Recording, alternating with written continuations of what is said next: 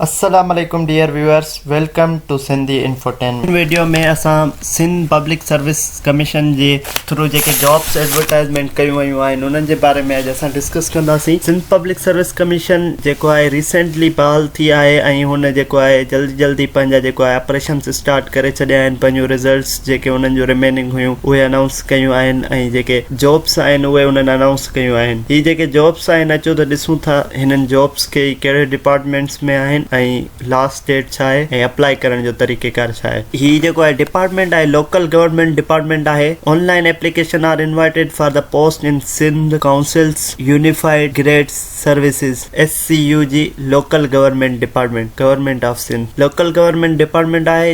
हिन में फर्स्ट जेका जॉब आहे उहा आहे 465 post of municipal officer BPS 17 male female. जेको आहे BPS 17 जी ही जॉब आहे म्यूनिसिपल ऑफिसर जी मेल फीमेल। हाणे हिन में जेका एज लिमिट आहे उहा आहे मिनिमम 21 एंड मैक्सिमम 30 मीन्स 21 ऐं 30 जे जेके बिटवीन आहिनि उहे हिन जॉब में अप्लाई करे सघनि था। हिन में जेके सीट्स आहिनि उहे ओपन मेरिट ते आहिनि। रूरल जे लाइ 209 ऐं अर्बन जे लाइ 140 टोटल 349 सीट्स आहिनि। डिसेबल कोटा जे लाइ 14 रूरल ते आहिनि ऐं 9 जेके आहिनि अर्बन में आहिनि। टोटल 23 सीट्स आहिनि।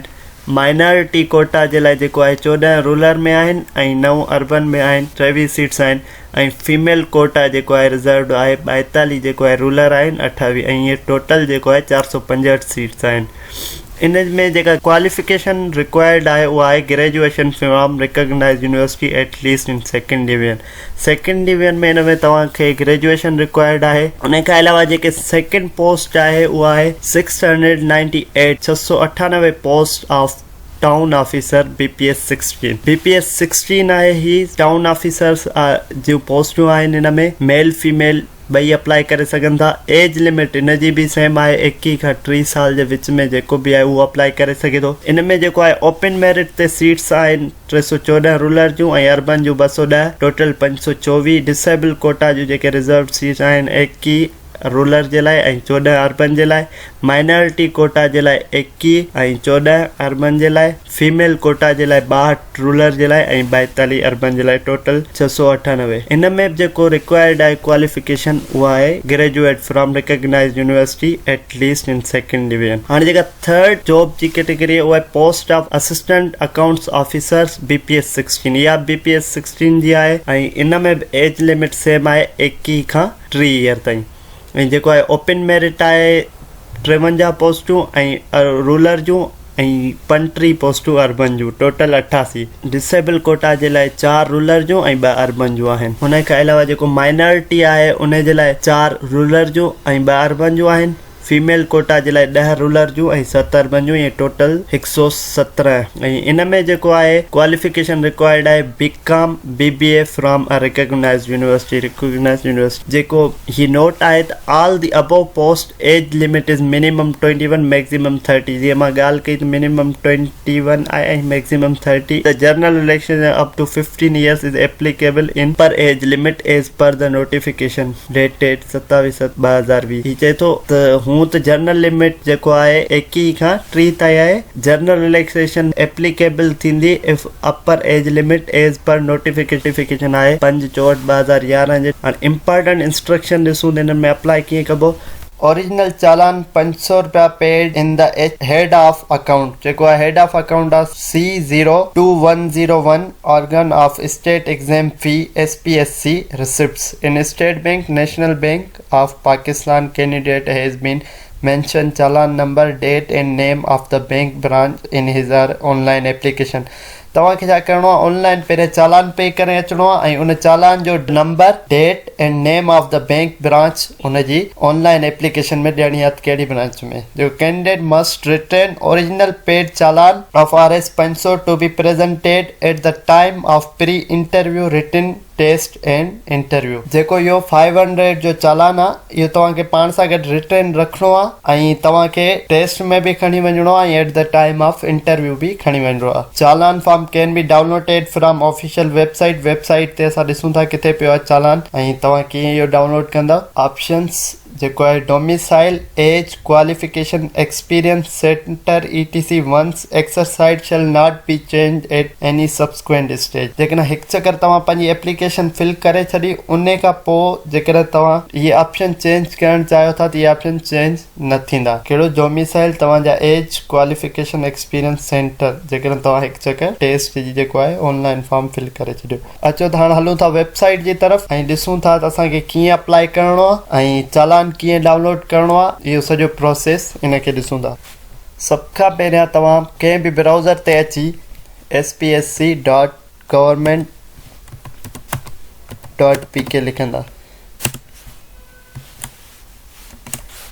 जीअं तव्हां spsc.government.pk लिखंदा तव्हां वटि वेबसाइट अची वेंदी। हिते ही तव्हां वटि आहे अप्लाई ऑनलाइन। हीउ ॾिसो राइट साइड ते मथे अचे थो अप्लाई ऑनलाइन। तव्हां हिते क्लिक कंदा। जीअं ई क्लिक कंदा हाणे उहे कैंडिडेट्स जिन्हनि अॻु में का टेस्ट ॾिनी आहे SPSC जो त उन्हनि जो अकाउंट हूंदो ऐं उहे कैंडिडेट्स जिन्हनि जो अकाउंट न हूंदो उहे क्रिएट अकाउंट ते कंदा।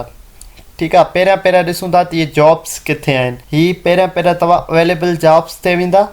हीअ ॾिसो हीअ सभु जेके म्यूनिसिपल ऑफिसर ओपन मेरिट। ठीकु आहे, हाणे तव्हांखे पंहिंजी पहिरियां त सही कैटेगरी सिलेक्ट करणी आहे। जेकॾहिं तव्हां ओपन मेरिट ते अप्लाई करणु ओपन मेरिट ते ऐं अगरि असांजो को भाउ डिसेबल आहे त उहो छा कंदो, उहो पंहिंजी सही कैटेगरी सिलेक्ट कंदो, हिननि मां डिसेबल कोटा ते अप्लाई कंदो। अगरि को असांजे भाउ माइनॉरिटी खां तालुक़ु रखे थो त उहो हिते माइनॉरिटी वारे ते सिलेक्ट। कॾहिं कॾहिं छा थींदो आहे त उन्हनि जी स्लिप न ईंदी आहे, इन करे हू ग़लति कैटेगरी में रिलाई कंदा आहिनि। जेके बि असांजा मुस्लिम भाइर ऐं इहे सभु आहिनि जेके जर्नल आहिनि त उहे जर्नल कैटेगरी में जिथे लिखियल आहे ओपन मेरिट उते अप्लाई कंदा।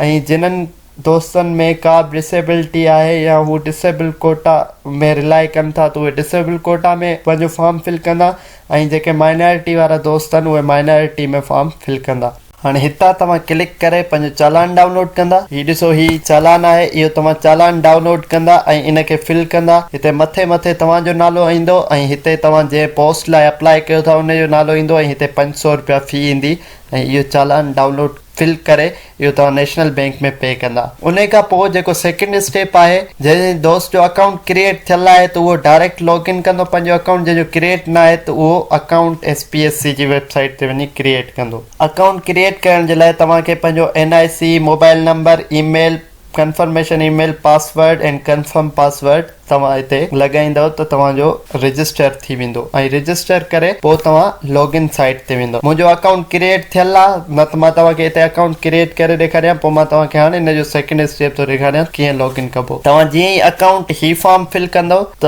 उन खां पोइ तव्हां लॉगिन ते ईंदव, तव्हांजो रजिस्टर थी वेंदो। हाणे तव्हां हिते लॉगिन कंदव पंहिंजे CNIC सां। हाणे मां हिते पंहिंजो CNIC लिखां थो।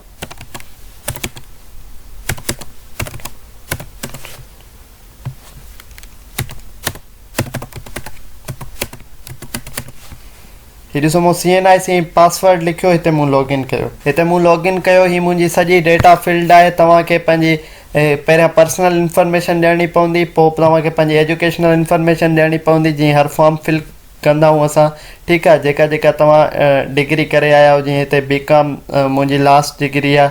उन खां पोइ पहिरियां मेट्रिकुलेशन, इंटरमीडिएट, जीअं तव्हां पंहिंजी एजुकेशन ॾींदव, पर्सनल इंफॉर्मेशन, एजुकेशन। पोइ जेकॾहिं तव्हांजी को अगरि सर्विस या जॉब आहे त उनजी इंफॉर्मेशन ॾींदव त तव्हांजो फॉर्म फिल थी वेंदो। उन खां पोइ इते ई तव्हां अप्लाई कंदव अवेलेबल जॉब्स में अची। तव्हां चालान पे करे आयो, तव्हां चालान पे करे अचण खां पोइ हिते हाणे ॾिसो, हिते असां अप्लाई नाउ ते क्लिक कंदासीं। अप्लाई नाउ ते क्लिक कंदासीं थी असांखां इंफॉर्मेशन घुरंदो बैंक जी, बैंक इन्फो मथे लिखियल आहे, बैंक जी इंफॉर्मेशन घुरंदो। असां बैंक जी इंफॉर्मेशन सही ॾींदासीं। कहिड़ी डेट ते असां जेको चालान फॉर सपोज कयो असां 3 तारीख़ ते चालान पियारियो आहे। ठीकु आहे, उन खां पोइ बैंक रिसिप्ट नंबर, हींअर मूं वटि को नंबर न आहे त मां ईअं ई 1 2 3 4 5 लॻायां थो। उन खां पोइ तव्हां बैंक सिलेक्ट कंदव, कहिड़ी बैंक में चालान पे कयो आहे। उन खां पोइ तव्हां ब्रांच सिलेक्ट कंदव। फॉर सपोज कयो मां दादू जो आहे त मां मेन ब्रांच दादू में चालान पे कयो, हाणे मां मेन ब्रांच दादू। हाँ, रिसिप्ट अमाउंट ऑब्वियसली 500 रुपया हुआ त असां 500 ई लिखंदासीं। Indicate centre for written test, हाणे तव्हांखे हिते पंहिंजो सेंटर रिटन टेस्ट जे लाइ सिलेक्ट करिणो आहे। हाणे मूंखे दादू खां हैदराबाद वेझो आहे त मां पंहिंजो टेस्ट सेंटर हैदराबाद ऐं कंफर्म सबमिशन कंदुमि। कंफर्म सबमिट कंदासीं त असांजो फॉर्म फिल थी वेंदो। इहे प्रोसेस हुया फॉर्म फिल करण जा SPSC जा। उमेद आहे त तव्हांखे ही वीडियो ज़रूरु पसंदि आई हूंदी ऐं तव्हांखे गाइडलाइन मिली वई हूंदी त SPSC जे लाइ कीअं अप्लाई कयूं। वधीक अहिड़ा इंफॉर्मेटिव वीडियोस जे लाइ असांजे चैनल सिंधी इंफोटेनमेंट खे लाइक कयो ऐं सब्सक्राइब कयो त जीअं अहिड़ियूं इंफॉर्मेटिव वीडियोस असां तव्हांजे लाइ ठाहींदा रहूं। अल्लाह हाफ़िज़।